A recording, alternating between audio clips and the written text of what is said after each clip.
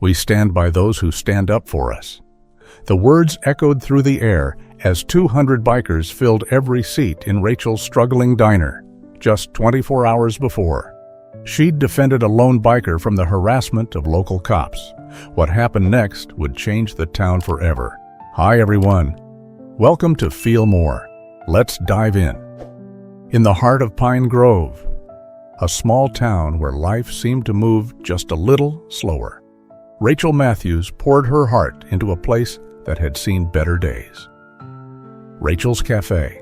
At 34, Rachel had become the unlikely guardian of the family legacy when her father, Frank Matthews, had suffered a devastating stroke.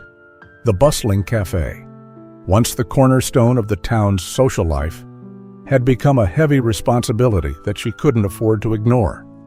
Her nursing career in the city was on pause, and the dreams of her youth had been put on hold as she threw herself into keeping the cafe afloat every day. She wiped down the same sticky counters, making small talk with the handful of customers who passed through the door. The sound of the coffee machine whirring was the only comfort in the quiet after the lunch rush. With a past-due electric bill and a business that seemed to be bleeding money, Rachel wondered how much longer this battle would last. The once vibrant town of Pine Grove had become a ghost of itself, with the factory layoffs and the local businesses closing one by one. Rachel couldn't help but feel that her family's diner might be next, but the small bell above the door kept ringing. And each time it did, Rachel held on a little longer, one cup of coffee at a time. The bell above the door jingled sharply, slicing through the silence of the near-empty cafe. Rachel's eyes flicked up, and she froze. A tall, broad figure stood in the doorway, his weathered face barely visible beneath a wild, salt and pepper beard. He was dressed head to toe in worn leather, a patch on his vest, unmistakable Black Wolves Motorcycle Club. The tension in the room was immediate. Regulars like Mrs.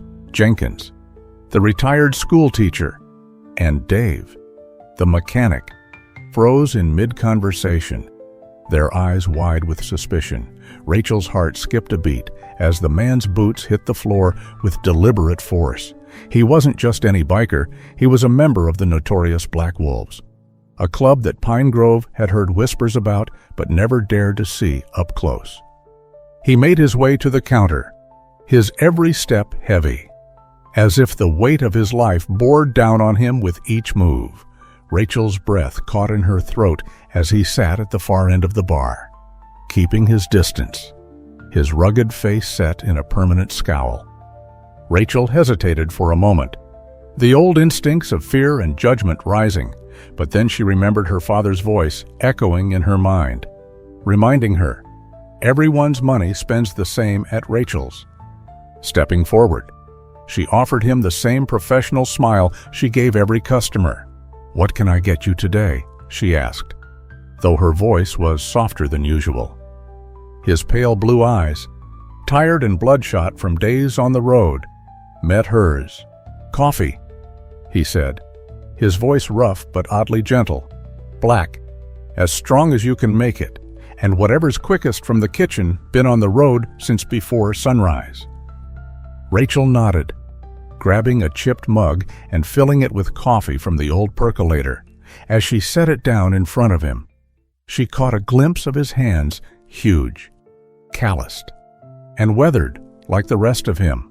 But beneath the tough exterior, she saw something else, a sadness, a weight that she had seen too many times during her years working in hospitals.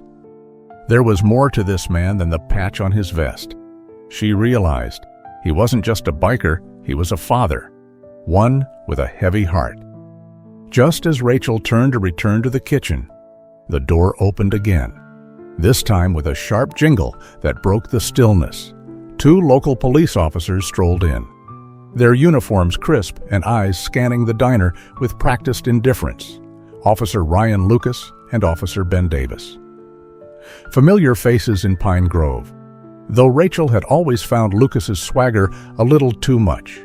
They made their way to the counter, their boots clacking loudly on the old tile floor. Rachel caught sight of them and braced herself, already sensing trouble. Officer Lucas was the first to speak, his voice loud enough for the whole diner to hear. Well, what do we have here? Don't see your kind around here much," he said, his eyes narrowing on Jake, the biker at the end of the counter. The words hung in the air like a bad smell. Jake didn't flinch. He kept his eyes down, staring into his mug, trying to avoid the confrontation, but Rachel could feel the heat rising in her chest. She knew exactly what was happening. Jake Porter, a simple man on his way to visit his sick daughter, was being judged for nothing more than the patch on his back. Lucas took a few steps closer, leaning in with an exaggerated slow motion, like a predator closing in on its prey, just passing through. Hope you're not planning on staying long," he said, his tone dripping with suspicion. Before Rachel could respond, Officer Davis, who'd been standing by silently, spoke up. "We should check his ID. You never know what kind of trouble they're bringing to town." Rachel's hands tightened around the dishcloth she was holding. Her heart pounded in her chest as she walked back toward the counter, the weight of the moment pressing down on her. She could feel the eyes of the other customers on her, each one either watching with curiosity or waiting for her to cave under the pressure. She placed her hand flat on the counter, her voice calm but unwavering. "You're harassing him, officer," she said, her eyes locking onto Lucas. "Jake is a paying customer, just like you, and unless you have a reason to suspect him of a crime, I suggest you let him be." Lucas's eyes darkened, and for a moment, Rachel thought he might make a scene. He was used to people backing down, to having his authority unquestioned, but this time, she wasn't backing down. "You don't know who you're defending," Lucas growled, leaning in even closer. "This man's kind brings nothing but trouble, drugs, violence." Rachel stood firm. "You don't know him," she shot back, her voice sharp. "And I don't know you. But I do know one thing: he's been nothing but respectful to me, and I expect you to treat him the same." For a moment, it seemed like the entire diner held its breath, waiting for something to snap. The tension was so thick it felt suffocating. Rachel's hands were trembling now, but she didn't dare show weakness. A strange thing happened next. The other customers, the ones who'd been silently watching from their booths, started to look uneasy. It wasn't just Jake they were judging now. It was Rachel, in a small town like Pine Grove. Choosing a side could mean everything, and Rachel could feel the weight of their stares. Some silently judging her for standing up to the law, others shifting uncomfortably, unsure of what to think. Jake, sensing the rising tension, placed his fork down gently and reached for his wallet. "I think I'll just take my meal to go," he said quietly, his voice soft but carrying the weight of an unspoken apology. But Rachel, her pride rising with the heat in her chest, wasn't about to let him leave like that. "No," she said firmly, her voice cutting through the room. "Your money's no good here today. The meal's on me." Jake looked up, surprised. Genuine gratitude flashed in his tired eyes as he nodded slightly. For a brief moment, Rachel thought she saw a flicker of relief, as if this simple act of kindness had somehow lifted a heavy burden off his shoulders. Officer Lucas's face turned crimson, his jaw clenching in frustration. "You're making a mistake," he warned, his voice low and menacing. "This town has a way of remembering who its friends are." But Rachel stood tall, chin raised, as she faced the officers. "Are you going to order something? Or are you just here to intimidate my customers?" she shot back. The room went eerily silent. Even the sound of the coffee machine seemed to stop for a moment. Lucas's eyes burned with anger, but after a tense few seconds, he finally scoffed and turned to leave, throwing a few dollars on the counter. Lost my appetite," he muttered, signaling for Davis to follow. As they left, the bell above the door jingled angrily behind them, and the murmur of conversation slowly began to pick up again. Rachel exhaled a breath she didn't realize she'd been holding, but the weight of the moment still hung in the air. She turned to Jake, who was still sitting at the counter, staring at her with a mix of surprise and gratitude. "I'm sorry you had to go through that," she said softly. Jake gave a small, tired smile. "Don't be. Not many people would have done what you just did." "Thanks," he said quietly, his rough voice carrying a weight that she didn't fully understand but felt in the pit of her stomach. Most people wouldn't have said a word. Rachel shook her head, her hand still gripping the edge of the counter. "It was the right thing to do," she replied, her voice steadier than she felt, but she couldn't shake the feeling that standing up to the officers had put her in a dangerous position both with her customers and with the law. Pine Grove was a tight-knit town, where everyone knew everyone else's business, and when you crossed someone, especially the police, it wasn't something people easily forgot. The bell above the door jingled again, and Rachel's stomach twisted. This time, it wasn't a customer walking in, it was Mrs. Jenkins, who had been sitting in the corner booth, her gaze heavy as she met Rachel's eyes. The elderly woman had been one of the most vocal in her disapproval of the bikers years ago. When rumors about their troublemaking ways had spread like wildfire, Mrs. Jenkins wasn't one to stay quiet about what she thought, and Rachel knew she'd hear about it now. But instead of the sharp rebuke Rachel expected, Mrs. Jenkins only gave her a soft smile. She walked slowly to the counter, patting Rachel's hand gently. "I was just thinking about what you did," she said, her voice surprisingly warm. "Not many people would have had the guts to stand up to them like that. I respect that." Rachel blinked, taken aback. She wasn't sure if she was hearing things correctly. Mrs. Woy Jenkins had always been the first to gossip, the one to make sure everyone knew exactly who was trouble in Pine Grove, but today was different. The lines that had once seemed so clear were suddenly blurred. Before Rachel could say anything, Dave Wilson, the mechanic who'd been eyeing the situation from across the room, spoke up. "I gotta say, Rachel," he began, his voice gruff but kind. "That was something. You might have made a few folks uncomfortable, but you did the right thing." Washing. Rachel's heart lifted a little. She wasn't sure what it meant yet, but for the first time in a long time, she felt like she wasn't entirely alone in this fight. Then, a thought hit her, one that had been circling in the back of her mind since the moment she'd confronted Officer Lucas. Maybe it wasn't about right or wrong. Maybe it was about something simpler. Maybe it was just about people standing up for each other when no one else would. But not everyone felt the same way.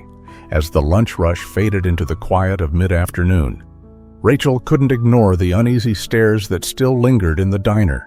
It was clear some of the regulars were still uneasy with her decision. And in a small town like Pine Grove, that discomfort could turn into something far more dangerous. The sound of a motorcycle engine rumbled outside, pulling her attention to the window. The sight of a lone rider pulling into the lot made Rachel's chest tighten. It was Jake, returning for a moment, his eyes scanning the diner before he dismounted, slowly making his way inside. He didn't need to say anything. His presence said it all. Rachel watched as he walked back to the counter and sat down again, his gaze softer this time. "Got a minute?" Jake asked, his voice calm. Rachel nodded, already reaching for a clean mug. "Of course," she said, not sure where the conversation was going, but feeling the need to continue what had started between them, a simple exchange, one of understanding and perhaps a little solidarity. Jake took a deep breath. "I'm not one for speeches," he said, his hand resting on the counter, "but I just wanted to say thanks. for what you did back there. And you know where I was tend. Rachel met his eyes, seeing the sincerity in them. You don't need to thank me, she said softly, her voice steadying. I did what was right, but I won't lie to you. I'm not sure what's going to happen now. The town's already talking, and I'm guessing that's not going to stop anytime soon. Jake gave her a small, understanding smile. Maybe not, he said. But sometimes, it takes one person to do the right thing for others to follow. I hope you remember that. Rachel felt a warmth spread through her chest. Maybe she wasn't alone in this after all. Maybe standing up for what was right didn't mean fighting alone. Sometimes, it just meant doing what you believed in, even when everyone else was too afraid to do the same. The following morning, Rachel arrived at the diner earlier than usual, the weight of yesterday still heavy on her shoulders. As she unlocked the door, the first thing she noticed was the sign, a piece of paper taped to the glass window. With bold red handwriting scrawled across it, "No biker lovers in Pine Grove." Oh. Her stomach dropped as she peeled the sign off, crumpling it in her hands. Her heart raced as she stepped inside. The cafe empty, but for the lingering feeling of hostility in the air.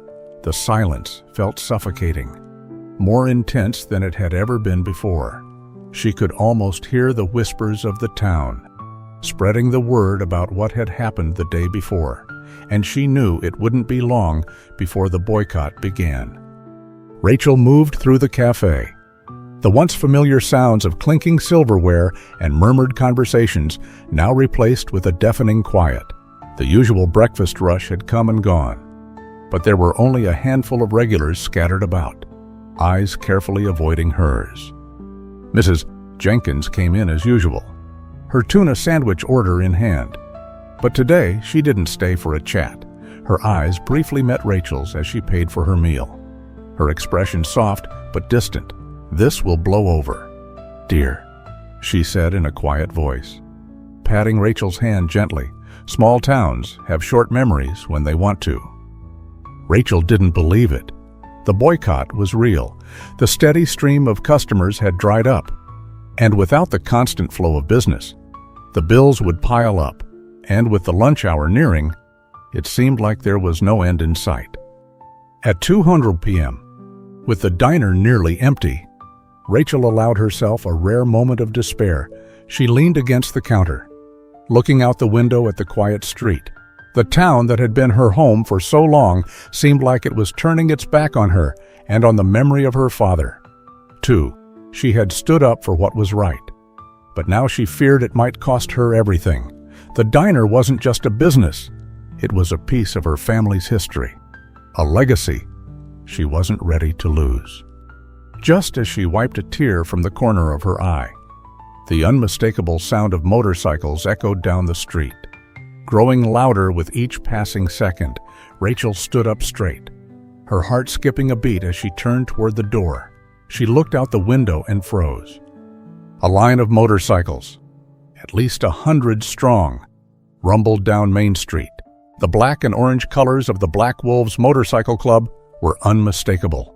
The roar of engines filled the air, and for a moment, Rachel felt like she was dreaming. The bikes began to pull into the lot, filling it completely, and then spilling over into the vacant lot next door. The ground seemed to vibrate beneath her feet as more and more riders appeared, dismounting in waves. Some of them wore full Black Wolves colors, while others wore jackets or vests that displayed the same patch-loyal supporters. Rachel's jaw dropped. She couldn't believe her eyes as the bikers filed inside. They were polite, even deferential, greeting her with respect. They didn't come for a confrontation. They came to support. Before Rachel could even process what was happening, the front door swung open again, and Alan, Jake's brother, stepped inside with his wife Laura. "Didn't expect to see you today," Rachel said, still staring out the window, watching as the cafe was quickly overtaken by bikers. "We didn't expect to be here either," Alan replied with a smile, his voice full of warmth. "But we heard what happened yesterday, and we wanted to thank you for standing up for Jake. For us, not many people would have done what you did." Rachel turned to face them, still processing the sheer scale of what was unfolding. But why? "This is too much. I can't handle all this at once." Alan shook his head. "You're not handling it alone. Rachel, these guys, they're loyal. And when one of us is shown respect, we all come together. Jake's been through hell lately with his daughter, and you treated him like a human being when no one else would. So, we're here to return the favor." Before Rachel could respond, the deep rumble of more motorcycles filled the air, and Marcus, the president of the Riverside chapter of the Black Wolves, entered the diner. He was a massive man, his beard like a wild mane, his eyes sharp and full of authority. He extended his hand to Rachel, and she took it hesitantly, still overwhelmed. "You must be Rachel," Marcus said with a smile. "I'm Marcus, Riverside chapter president. Jake's one of ours, and we're here to make sure you know you're not alone in this." Rachel blinked in disbelief. "But what about the trouble? The town?" Marcus smiled, a knowing look crossing his face. "Don't worry about that. We've already called ahead. Your supplier's on the way with a delivery, enough food to feed an army of hungry bikers. And don't worry about the cost. It's already covered." Rachel felt a rush of relief flood through her. The sound of the bell above the door jingled again, and she turned to see the first wave of bikers making their way inside, sitting at tables, ordering coffee, and taking their seats without a single complaint. More bikers continued to trickle in, filling every corner of the diner. The energy in the room shifted from tense to something more lively, more hopeful. These weren't just bikers, they were people, just like anyone else. And then, something even more remarkable happened. The regulars who had been hesitant to come in, those who had been so uncomfortable with the bikers just the day before, began to trickle in as well. They didn't sit at the counter, but they took their seats. They shared tables.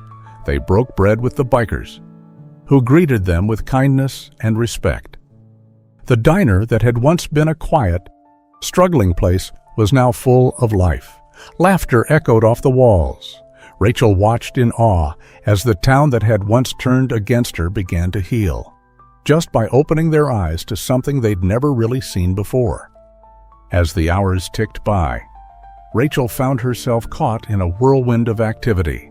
What had started as a quiet day with an uncertain future had turned into something entirely unexpected. The cafe, once a hollow shell of its former self, was now alive with energy, the clinking of coffee cups, the hum of conversation, the cheerful banter. It was the sound of business booming, but more importantly, it was the sound of the town coming together. Every seat was filled. The counter was crowded with bikers, some talking to each other, some striking up conversations with the locals who had reluctantly walked in. It wasn't just the bikers anymore. People from all corners of Pine Grove had come to see what was going on. The whispers had started to change. The initial fear had faded into curiosity, then into acceptance. Rachel moved swiftly between tables, refilling coffee cups and taking orders. Her mind was a blur, trying to keep up with the chaos. But for the first time in a long while, she didn't mind the hustle. She watched as the bikers treated her regulars with kindness, sharing stories, laughing about old times, and even discussing local history with the elderly Mrs. Bo Jenkins, who was deep in conversation with a biker grandmother about their shared love of quilting. Dave Wilson, the mechanic who had been one of the first to show some support yesterday, now found himself chatting with a biker who turned out to be a fellow Vietnam War veteran. The high school principal had a passionate conversation about educational reform with a biker who turned out to be a part-time professor. It was clear that, despite their rough exteriors, these bikers were as human as anyone else. with lives and stories as rich and varied as those of any Pine Grove resident. Rachel stood back for a moment, her hands busy with the endless stream of orders, but her mind was elsewhere. She watched as the town, little by little, began to change. The barriers that had once existed between the townspeople and the bikers were dissolving. People who had once looked at each other with suspicion now exchanged smiles, laughs, and even hugs. But Rachel knew it wasn't just the bikers who were growing, it was her, too. She had always believed in doing what was right. That had been her father's lesson, the cornerstone of everything he'd taught her. But standing up for what was right hadn't been easy. Not with the pressure from the townsfolk, not with the whispers and judgment. She had questioned her decision the night before, unsure if she had made the right call. But now, as she looked around the cafe, as she saw the connection being built between people who had never thought they would speak to one another, Rachel felt a quiet sense of pride swelling inside her. This was bigger than her cafe, bigger than the petty drama of Pine Grove. It was about something fundamental. It was about seeing people for who they really were, about treating them with respect and dignity, no matter what their past looked like or what they wore. As the evening wore on, the biker crowd began to thin out, leaving behind a more intimate group of friends and customers. The din of motorcycles outside had quieted, but inside, the warmth of a community coming together remained. Rachel didn't know when it happened, but she felt a shift in herself, a change she hadn't anticipated. She was no longer just the owner of a small diner in a struggling town. She was a part of something bigger.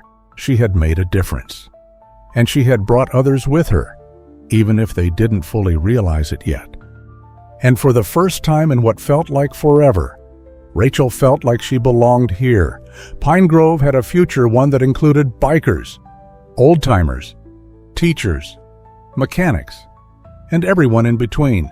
It had a future that was no longer defined by fear, but by understanding. As the last of the bikers stood up to leave, their engines rumbling as they headed out into the night, Rachel found herself standing at the counter, her hands folded in front of her. She was exhausted, but her heart was lighter than it had been in months. Jake walked in just as the last few customers were leaving. He was quieter now, his usual intensity softened by a sense of relief. He came up to the counter, and Rachel could see the exhaustion in his eyes. But there was something else there now. Hope. "How's your daughter?" Rachel asked, her voice soft but eager to know. Jake smiled, a little brighter than before. "She's better. The treatment's working. Slowly. But it's working. I've got hope again. Rachel." Rachel's chest swelled with relief. She had helped him hold on to that hope. And in doing so, she had found some of her own. He reached into his pocket and pulled out a $20 bill, placing it gently on the counter. "For you, for your dad." Rachel hesitated, but Jake simply nodded, his rough fingers brushing against hers as he walked out the door. He was gone, but the effect he'd left on the town and on her would stay forever. The cafe wasn't just a business anymore. It was a symbol of something much bigger. Rachel had shown courage when it mattered most, and in return, she had helped bring a fractured town together, one small act of kindness at a time. The evening sky was tinged with a soft golden hue as the last of the bikers revved their engines and rolled out of Pine Grove. The sound of motorcycles fading into the distance left behind an unfamiliar silence. But it wasn't the same oppressive quiet that had settled over the town earlier. This silence was filled with something else: hope, understanding, and a feeling that, for the first time in a long time, things might just be okay. Rachel stood behind the counter, her hands resting on the edge, gazing out the window at the peaceful street. The cafe had been packed all day, and though the crowd had thinned, the air felt different now. The town felt different. For the first time in months, She could see the change that had come not just to her diner, but to the hearts of the people in Pine Grove. There had been no grand speeches or heroic gestures, just one woman standing up for a man who had been unjustly judged, and in doing so, giving the town a glimpse into a different way of looking at the world. A low rumble interrupted her thoughts. She turned to see Marcus, the Riverside chapter president of the Black Wolves, making his way to the front of the diner, his heavy boots echoing on the tile.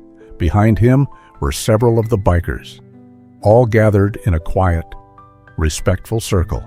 Rachel felt the weight of their presence, but not in a threatening way, more like a shield, a protective force standing behind her. Marcus stopped in front of her, his deep voice cutting through the quiet. "Rachel," he said, his gaze steady and firm. "I just wanted to make something clear." Rachel raised an eyebrow, meeting his eyes with curiosity. He continued, "From today onward," he said, "Pine Grove's Rachel's Cafe is under the protection of the Black Wolves." The room went still, every person in the cafe listening intently. "What you did for Jake, for all of us, means something. You stood up for one of ours, and that's something we don't forget. From now on, you're one of us too." A murmur ran through the room. Rachel felt the weight of the words settle over her. But it wasn't an oppressive weight. It was a mantle of respect, something that had never seemed possible for someone like her in a small town like Pine Grove. Marcus's smile softened, just a little, as he spoke again. "And let me be clear, if anyone in this town gives you any trouble for who you serve or what you stand for, we'll be here, and we'll make it right." Rachel's breath caught in her throat. The meaning behind those words was clear.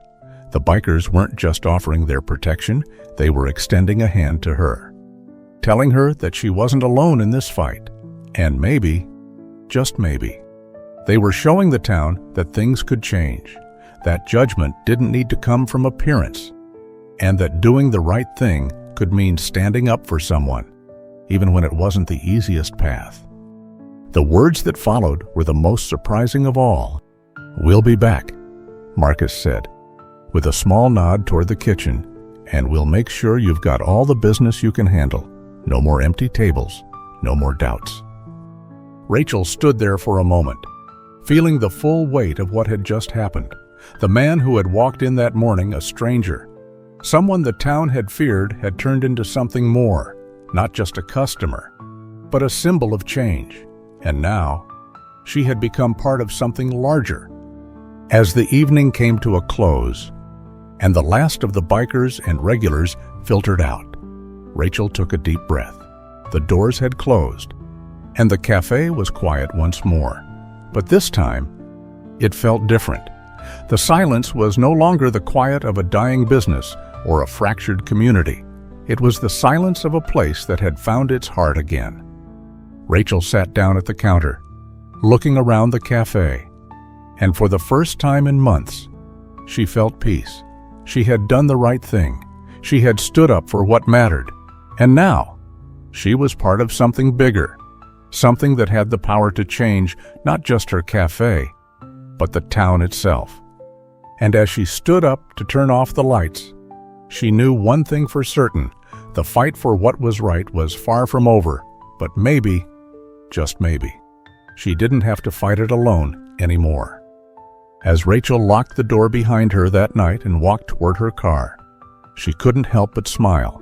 The town of Pine Grove, which had once seemed so small and suffocating, now felt full of possibilities.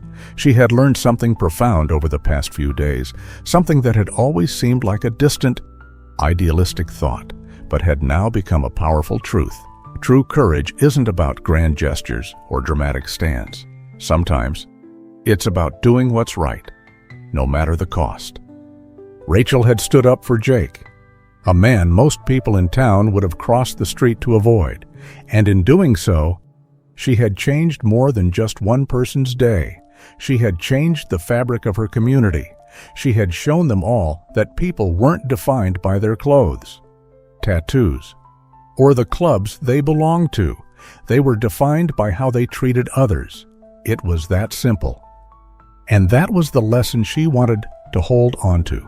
It wasn't just about one biker, or one diner, or even one town. It was about recognizing the humanity in everyone, no matter how different they seemed.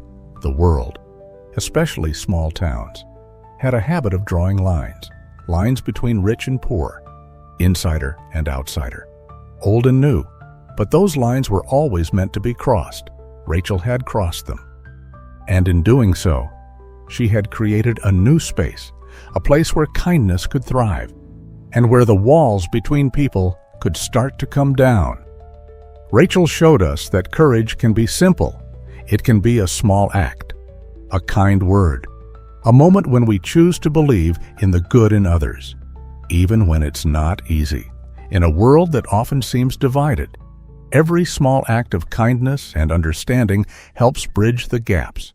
It's the kind of courage that doesn't need a stage or a spotlight. It's the kind of courage that changes lives one small moment at a time. So, the next time you face a moment when you could either stay quiet or speak up, think of Rachel and the lesson she taught us. Don't be afraid to stand up. Even when you're standing alone, the world needs more people like that, and you just might be the one who makes all the difference. If you enjoyed this story and the lessons it shared, hit that like button and subscribe for more inspiring tales. Share this video with someone who might need a reminder that standing up for what's right can change everything. Also, don't forget to check out the video currently on your screen. There's more where this came from.